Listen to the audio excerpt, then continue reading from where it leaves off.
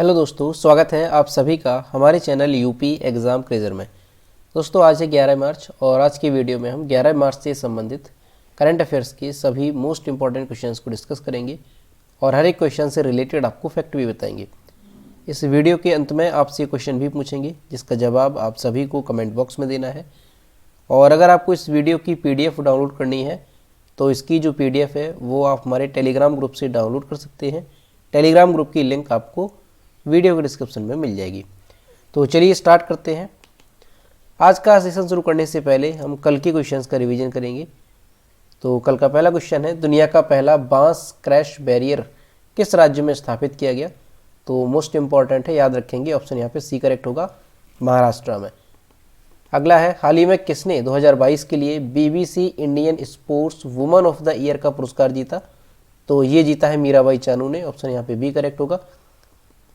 दोस्तों UP current affairs की एक PDF ई बुक हमने तैयार की है लास्ट 6 मंथ की, यानी जुलाई 2022 से लेकर के दिसंबर 2022 तक की।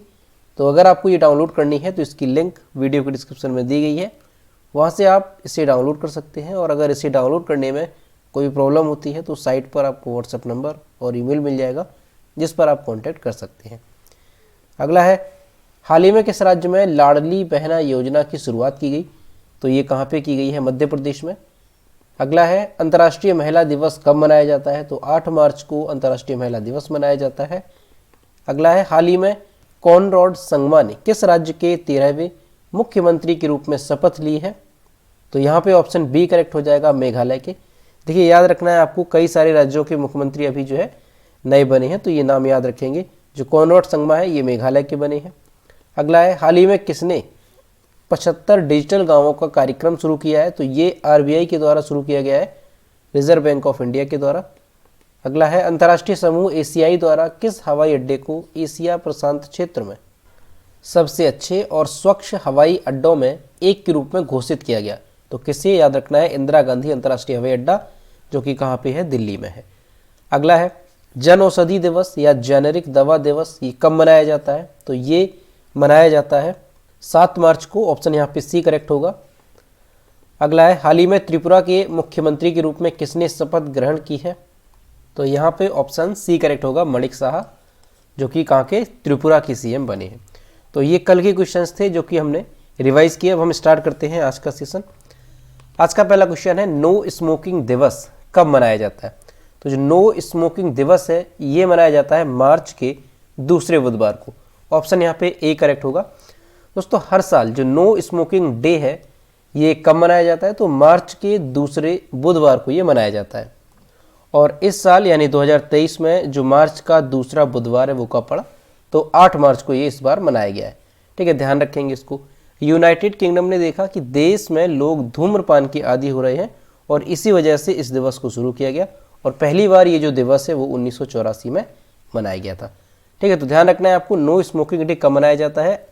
ये मार्च महीने के दूसरे बुधवार को मनाया जाता है। अगला है, 5 दिवसीय यशांग उत्सव। जो यशांग उत्सव है ये किस राज्य में आयोजित किया जा रहा है? तो यहाँ पे ऑप्शन डी करेक्ट हो जाएगा, मणिपुर। जो यशांग उत्सव है ये मणिपुर से संबंधित है। दोस्तों ये जो दिवस है यशांग उत्सव, जो उत्सव है, जो फेस्टिवल है, ये 5 दिनों तक चलने वाला उत्सव होता है। 7 मार्च 2023 को ये मणिपुर में शुरू हुआ और ये जो उत्सव है ये फरवरी मार्च महीने की पूर्णिमा के दिन से शुरू होता है और वसंत ऋतु में 5 दिनों तक मनाया जाता है। ये जो त्यौहार है ये किस समुदाय द्वारा मनाया जाता है? तो ये भी ध्यान रखना है, मीटी समुदाय। मीटी समुदाय द्वारा इस दिवस को, ये जो उत्सव है इसको मनाया जाता है, जो कि मुख्य रूप से हिंदू हैं, जो मीटी समुदाय है। और इसका आयोजन जो है वो होली के समय में भी किया जाता है। यशांग उत्सव मणिपुर के प्रमुख त्योहारों में से एक माना जाता है। इस त्यौहार का मुख्य आकर्षण क्या होता है? तो थबल चोंगबा, ये इसका मुख्य आकर्षण है। और थबल चोंगबा क्या है? तो ये जो है एक पारंपरिक नृत्य है मणिपुर का। तो ये चीज़ यहाँ से ध्यान रखेंगे, कई सारी बातें। देखिए यहाँ से भी क्वेश्चन पूछा जा सकता है, थबल चोंगबा ये जो लोक नृत्य है किस राज्य से संबंधित है? तो मणिपुर से संबंधित है, वहाँ का एक पारंपरिक लोक नृत्य है। ठीक है, इसके अलावा जो यशांग उत्सव है किस राज्य से संबंधित है वो भी ध्यान रखेंगे, मणिपुर से ही संबंधित है यशांग उत्सव। और ये किस समुदाय द्वारा मनाया जाता है? तो प्रमुख रूप से ये मीटी समुदाय द्वारा मनाया जाता है। इसको भी आपको यहाँ से याद रखना है। अगला है नेपाल के तीसरे राष्ट्रपति के रूप में किसे चुना गया है? तो यहाँ पे ऑप्शन नंबर सी करेक्ट हो जाएगा, रामचंद्र पौडेल। दोस्तों हाल ही में नेपाल में भी राष्ट्रपति पद के लिए चुनाव हुआ और वहाँ पे जो रामचंद्र पौडेल हैं इन्होंने जीत हासिल की है राष्ट्रपति पद के लिए। ठीक है, तो नाम ध्यान रखेंगे, नेपाल के राष्ट्रपति कौन है? रामचंद्र पौडेल, ये नेपाल के राष्ट्रपति बन गए हैं और इन्हें नेपाल के तीसरे राष्ट्रपति के रूप में चुना गया है।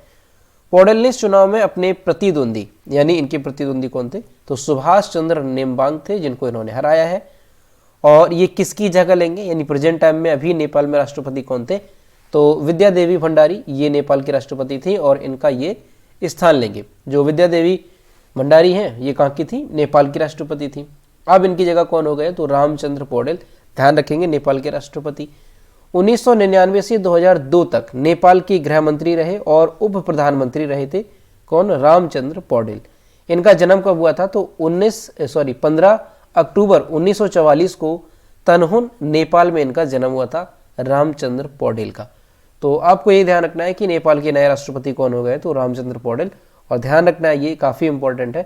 ठीक है, इनका नाम रामचंद्र पौडेल, नेपाल के। अगला है ऑपरेशनल लेवल के एक्सरसाइज ट्रोपैक्स 2023 का आयोजन किसके द्वारा किया गया? तो यहाँ पे ऑप्शन ए करेक्ट होगा, भारतीय नौसेना के द्वारा। दोस्तों भारतीय नौसेना के ऑपरेशनल लेवल के एक्सरसाइज ट्रोपैक्स 2023 का समापन इस सप्ताह अरब सागर में हुआ। भारतीय नौसेना ने कहा कि इस अभ्यास में लगभग 70 भारतीय नौसेना जहाज, 6 पनडुब्बियां और 75 से अधिक विमानों ने भाग लिया था।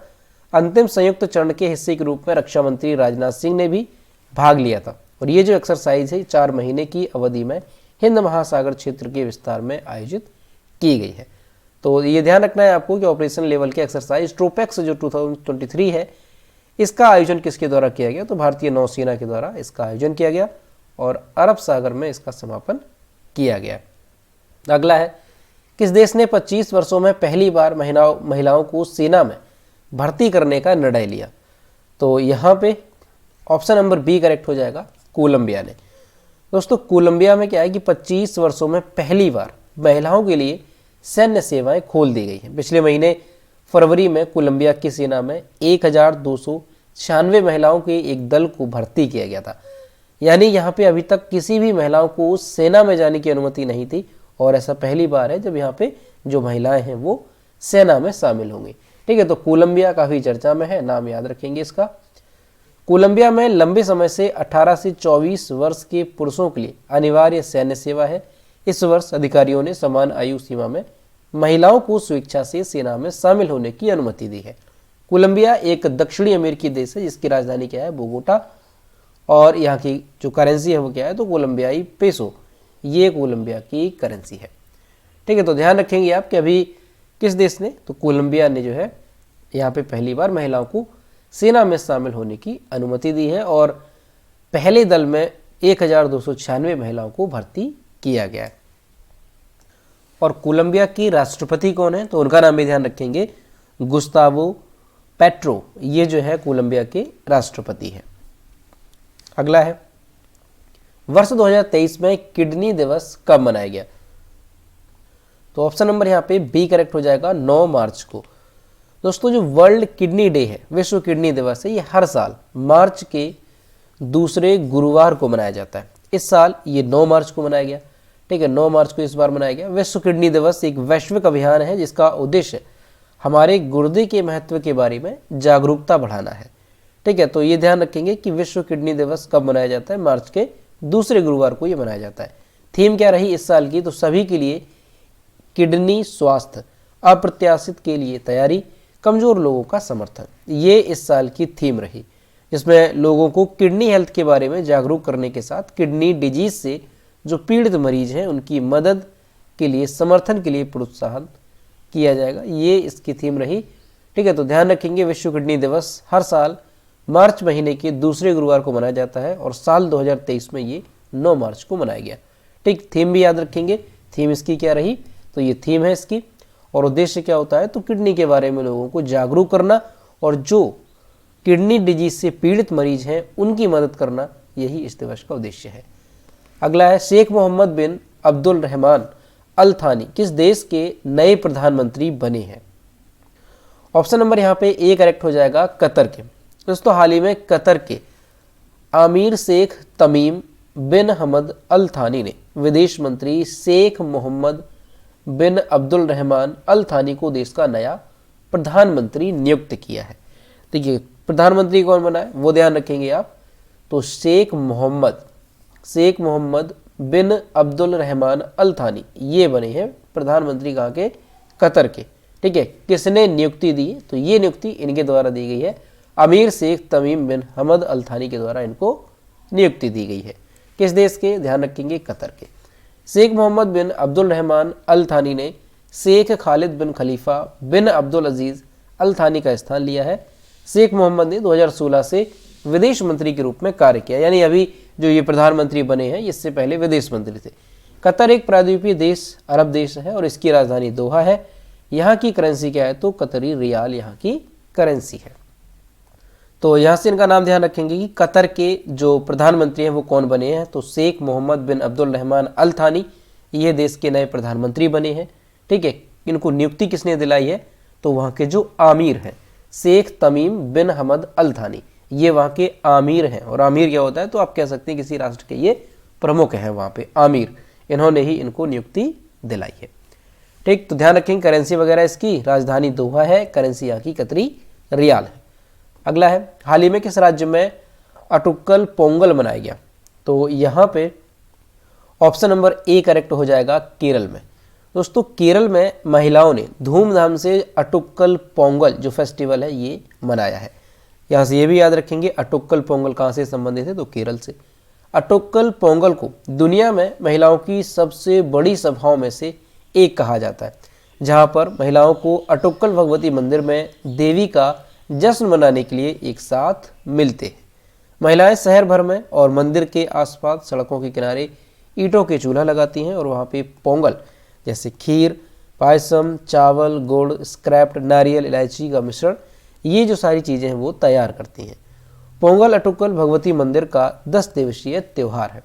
तो ध्यान रखेंगे आप, पोंगल अटुक्कल जो त्यौहार है कहाँ पे मनाया जाता है? केरल में मनाया जाता है। और ये जो है केरल में महिलाओं के द्वारा धूमधाम से मनाया जाता है। शहर भर में जो महिलाएं हैं और मंदिर के आसपास वो सड़कों के किनारे ईंटों के चूल्हा लगाती हैं और वहाँ पे ये सारी चीज़ें बनाई जाती हैं, जैसे खीर है, पायसम, चावल, गुड़, स्क्रैप्ड नारियल, इलायची का जो मिश्रण है, ठीक है, उसको वहाँ पे तैयार किया जाता है उन चूल्हों में। तो ध्यान रखेंगे आप, केरल से संबंधित है अटुक्कल पोंगल फेस्टिवल। अगला है सेवलॉन इंडिया ने किसे दुनिया का पहला हैंड एम्बेसडर नियुक्त किया? यहाँ पे ऑप्शन नंबर ए करेक्ट हो जाएगा, सचिन तेंदुलकर को। दोस्तों सेवलॉन क्रिकेट के भगवान कहे जाते हैं इंडिया में सचिन तेंदुलकर। इनको अपने स्वस्थ भारत मिशन के लिए दुनिया का पहला हैंड एम्बेसडर बताया है। अभियान में सचिन तेंदुलकर के हाथ को उनके मुख्य नायक के रूप में चित्रित करने वाली फिल्मों की एक श्रृंखला शामिल है, जो हाथ की स्वच्छता के महत्व के हर किसी के ध्यान में लाती है। तो ध्यान रखना है आपको कि यहाँ पे क्या इनको बनाया गया? Hand ambassador. ठीक है, अभी तक आपने सुना होगा कि ब्रांड एम्बेसडर, लेकिन इनको जो है अभी बनाया गया हैंड एम्बेसडर। तो ध्यान रखेंगे सचिन तेंदुलकर को हैंड एम्बेसडर बनाया गया। और किसने? तो सेवलॉन ने, क्रिकेट के जो भगवान है सचिन तेंदुलकर, इनको। उद्देश्य क्या है? तो स्वस्थ भारत मिशन के लिए इनको जो है दुनिया का पहला हैंड एम्बेसडर बताया गया। अगला है चीन के राष्ट्रपति के रूप में किसे तीसरे कार्यकाल के लिए चुना गया है? ऑप्शन यहाँ पे बी करेक्ट हो जाएगा, शी जिनपिंग। दोस्तों जो राष्ट्रपति हैं चीन में शी जिनपिंग, इनको फिर से तीसरी बार इनको जो है चीन का राष्ट्रपति चुन लिया गया। पिछले वर्ष अक्टूबर में चीन की पीपल्स पार्टी की वार्षिक बैठक हुई और उसमें नेशनल पीपल्स कांग्रेस में भी शी जिनपिंग को शीर्ष नेता चुना गया। शी जिनपिंग को राष्ट्रपति चुनने के पक्ष में 2952 मत पड़े, वहीं विरोध में एक भी मत नहीं पड़ा। शी जिनपिंग वर्ष 2013 में पीपल्स रिपब्लिक ऑफ चाइना के प्रेसिडेंट बने थे। इसके साथ ही उन्हें चीन के सेंट्रल मिलिट्री कमीशन का अध्यक्ष भी चुन लिया गया। तो ये 2 पद इनको जो है दिए गए हैं, ध्यान रखेंगे। एक तो राष्ट्रपति ये बने हैं तीसरी बार लगातार, और इसके अलावा इन्हें जो है चीन के सेंट्रल मिलिट्री कमीशन का अध्यक्ष भी चुना गया। तो ये भी आप यहाँ से याद रखना। तो दोस्तों ये थे 11 मार्च से संबंधित करंट अफेयर्स के सभी मोस्ट इंपॉर्टेंट क्वेश्चन जो कि हमने डिस्कस किए। अब हम देखते हैं पिछली वीडियो का क्वेश्चन जो हमने आपसे पूछा था। ये पिछले वीडियो का क्वेश्चन है जो हमने आपसे पूछा था कि हाल ही में मध्य प्रदेश का 53वां जिला कौन सा घोषित किया गया। तो यहाँ पे option number B C correct था, मऊगंज।